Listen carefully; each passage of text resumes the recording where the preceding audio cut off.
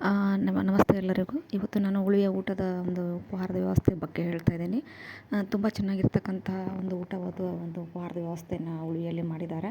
ಯಾಕಂದರೆ ಭಾಳ ರುಚಿಕರವಾಗಿರ್ತಕ್ಕಂಥ ಊಟವನ್ನು ಎಲ್ರಿಗೂ ಸಿಗ್ತಕ್ಕಂಥ ಒಂದು ರೀತಿಯಲ್ಲಿ ವ್ಯವಸ್ಥೆಯನ್ನು ಮಾಡಿದ್ದಾರೆ. ನೋಡಿ ಭಾಳ ಖುಷಿ ಆಯಿತು. ಯಾತ್ರಿಕರು ಯಾವುದೇ ಒಂದು ಆಹಾರಕ್ಕಾಗಿ ಉಪಹಾರಕ್ಕಾಗಿ ಪರದಾಡ್ತಕ್ಕಂಥ ಸ್ಥಿತಿ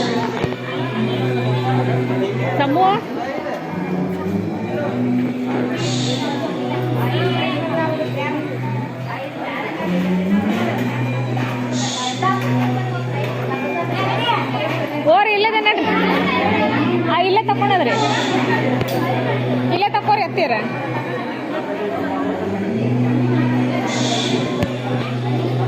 ಹತ್ತೀರ ಇಲ್ಲೇ ಒಂದು ತಕೋರಿ ತಗೋರಿ ಒಂದು ಕಾರ್ಡ್ ತಗೋಮ್ಮ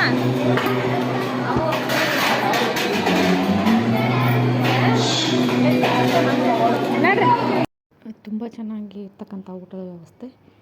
ರೊಟ್ಟಿ, ಪಾಯಸ, ಚಪಾತಿ ಎಲ್ಲವನ್ನು ಕೊಡ್ತಾರೆ. ದ್ವಾರವಾಗೆಲ್ಲವನ್ನು ದಾಟಿ ನಾವು ದೇವಸ್ಥಾನದ ಅಂದರೆ ಪ್ರವೇಶ ದ್ವಾರವನ್ನು ದಾಟಿ ಸ್ವಲ್ಪ ಮುಂದಕ್ಕೆ ಬಂದರೆ ನಮ್ಗೆ ಅಲ್ಲಿ ಊಟದ ಒಂದು ಕೌಂಟರ್ ಸಿಗ್ತೈತಿ. ಅಂದರೆ ಬೋರ್ಡನ್ನು ಹಾಕಿದ್ದಾರೆ ಎಷ್ಟು ಗಂಟೆಗೆ ಅಂತ ಹೇಳಿ. ಅಲ್ಲೇ ಹಿಂದೆ ಹಾಂ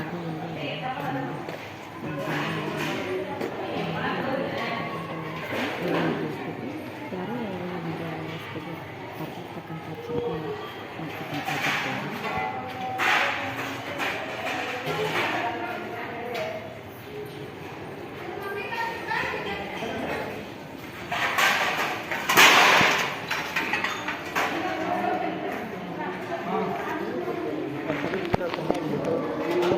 ಒಳಗೆ ತಂದ್ರಿ ಹಾಕ್ಕೊಂಡಾರಲ್ಲಿ ಊಟ ಬರ್ರಿ.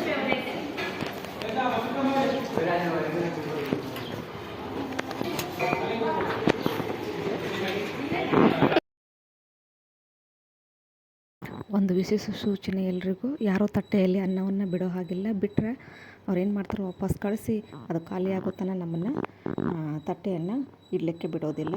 ನೆನಪಿರಲಿ ಎಲ್ರಿಗೂ. ಬೆಳಗಿನ ಜಾವ ಉಪ್ಪಿಟ್ಟು ಮತ್ತು ಪಲಾವನ್ನು ನಾವು ಪ್ರಸಾದ ತೆಗೆದುಕೊಂಡ್ವಿ. ನೆಕ್ಸ್ಟ್ ಇನ್ನು ನಾವು ಕಾಡಿನಲ್ಲಿ ಹೋಗಿರ್ತಕ್ಕಂಥ ಸ್ಥಳಗಳ ಬಗ್ಗೆ ವಿಡಿಯೋವನ್ನು ಶೇರ್ ಮಾಡ್ತೀನಿ ನಿಮ್ಮ ಜೊತೆಗೆ. ಅಲ್ಲಿವರೆಗೂ ಬಾಯ್, ಟೇಕ್ ಕೇರ್.